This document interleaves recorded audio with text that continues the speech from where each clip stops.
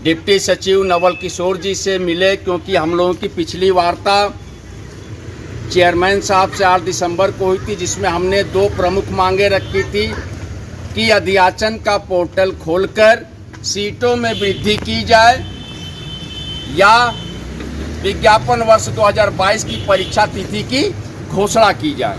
दोनों में से कोई एक कार्य तो करना चाहिए चयन बोर्ड को। इसी उद्देश्य से 8 दिसंबर को हम लोग चयन बोर्ड के चेयरमैन से मिले थे और उन्होंने यह आश्वासन दिया था कि हम 10 दिनों के अंदर आपको इस पूरे प्रकरण से अवगत कराएंगे कि चयन बोर्ड ने क्या निर्णय लिया है।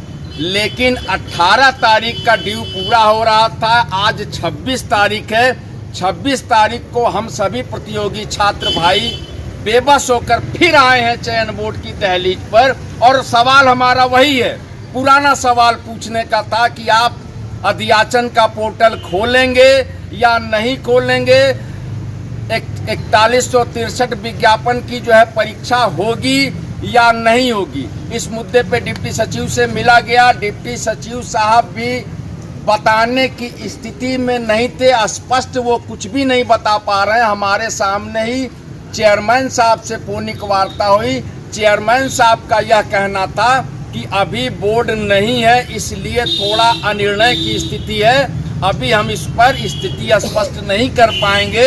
एक बात तो तय है कि बोर्ड नहीं होने की वजह से परीक्षा तो बिल्कुल संभावित नहीं है, लेकिन हम लोगों ने सोचा कि जब परीक्षा नहीं हो पा रही है, 4163 ही पद हैं सिर्फ, तो कम से कम बोर्ड की भी जरूरत नहीं रहेगी। आप 4163 पदों को अध्याचन का पोर्टल खोलकर उसको सीटों की वृद्धि की जा सकती है। वो सीटें लगभग 15 से 20 हज़ार की जा सकती है, और इसके लिए चयन बोर्ड के गठन की आवश्यकता नहीं थी, सदस्यों की आवश्यकता नहीं थी। इसलिए आवश्यकता नहीं थी कि जो 4163 पदों का विज्ञापन आया है वह 9 जून को आवेदन की प्रारंभ करने की तिथि थी, और पिछले 5 सदस्य 8 अप्रैल 2022 को जा चुके थे। यानी कि चयन बोर्ड के सदस्यों के नहीं रहने पर विज्ञापन निकाला गया, 4163 का निकाला गया था, और पूरे उत्तर प्रदेश के लाखों प्रतियोगी छात्रों ने आवेदन किया, जिसमें लगभग 13,19,000 लोगों ने आवेदन किया है।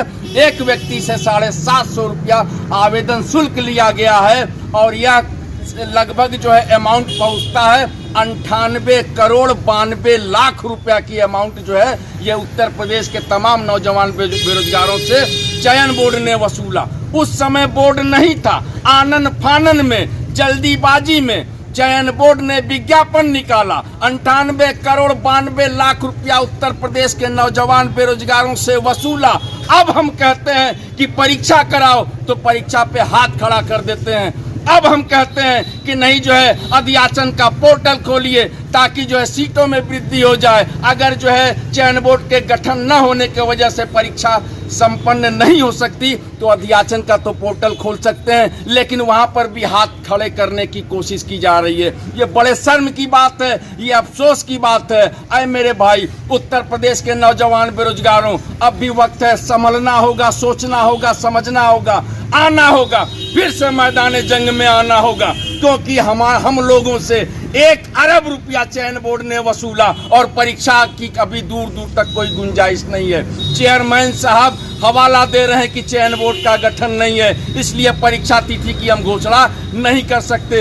हमने कहा चयन बोर्ड का पोर्टल खोल दीजिए, 14,000 सीट कर दीजिए, 24,000 कर दीजिए, उस पर भी आनाकानी कर रहे हैं। अब हम लोग आज की जो वार्ता हुई है उस वार्ता में यह स्थिति बनकर आई है कि चेयरमैन साहब अनिर्णय की स्थिति में है। अभी वो वर्तमान में लखनऊ में है। हमारा प्रतियोगी छात्र मोर्चा का प्रतिनिधिमंडल बहुत जल्द उनसे मिलने की कोशिश करेगा और अपने सवाल उनसे पूछे जाएंगे, और हमारे सवालों का जवाब भी आदरणीय अध्यक्ष महोदय चयन बोर्ड से चाहिए कि आप या तो परीक्षा की तिथि की घोषणा करिए, अगर संभव नहीं है तो चयन बोर्ड का पोर्टल खोलिए, अध्याचन का पोर्टल खोलकर उसमें सीटों में जो है वृद्धि की जाए ताकि अधिकतम बेरोजगारों को नौकरी मिल सके। सबसे बड़ी बात यह है कि परीक्षा अगर कराने की स्थिति बनती है 8 अप्रैल 2023 को इनका कार्यकाल समाप्त हो जाएगा। उसके बाद 13,19,000 लोगों का बंडल इसी चयन बोर्ड में रहेगा।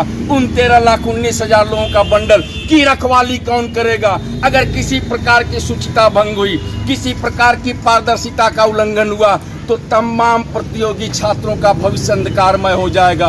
इन्हीं सब को ध्यान में रखते हुए बहुत जल्द चेयरमैन साहब से मिलने आएंगे हम लोग, उनको मिलना पड़ेगा। अभी वो लखनऊ में हैं, वो सैलरी चयन बोर्ड से 2 लाख रुपया वसूल करते हैं और उसके बाद जो है रहते लखनऊ में ज़्यादा है। इस सवाल का भी उनको जवाब देना होगा कि आप बताइए कि चयन बोर्ड के तैयारी कर रहे प्रतियोगी छात्रों का कसूर क्या है? पूरे उत्तर प्रदेश में बीएड बेरोजगारों की संख्या 20 लाख है, उनके पास इस समय कोई विकल्प नहीं है। 4,163 टीजीटी पीजीटी के विज्ञापन के अलावा ना प्राइमरी से वैकेंसी आ रही है, ना एलटीजीआईसी का मामला रुका हुआ समकक्ष अर्हता विवाद को लेकर। तो आखिर हम करें क्या करें तो क्या करें? तो इसलिए हम लोगों ने फैसला किया है बहुत जल्द चयन बोर्ड के चेयरमैन से मिलेंगे, उनसे बात होगी, स्पष्ट करें वो कि अध्याचन का पोर्टल खोलेंगे या नहीं, परीक्षा कराएंगे या नहीं। अगर नहीं तो इस्तीफा देकर जाइए। 3 महीना 4 महीना का कार्यकाल बचा है, क्यों बेरोजगारों का पैसा लेकर सैलरी उठा रहे हैं अपना? और हम लोग यहीं पर चयन बोर्ड पर बहुत जल्द, अगर चेयरमैन की बातों से संतुष्ट नहीं हुए, वो अपने आश्वासन पर खरे नहीं उतरे, तो हम लोग यहीं पर आमरण अनशन, शुरुआत क्रमिक अनशन से करेंगे और यहीं पर आमरण अनशन करते रहेंगे और तब तक करेंगे जब तक हमारी मांगे पूरी नहीं हो जाएगी। भले इस प्रयास में हम सभी भाइयों की जान चली जाए, अगर नौकरी नहीं है तो जी कर क्या करेंगे? इसी उम्मीद के साथ मैं प्रतियोगी मोर्चा अध्यक्ष विक्की खान बहुत बहुत धन्यवाद। आप लोगों से कहूंगा कि जब बुलाया जाए तो घरों से निकलो मेरे भाई, घरों से निकलो।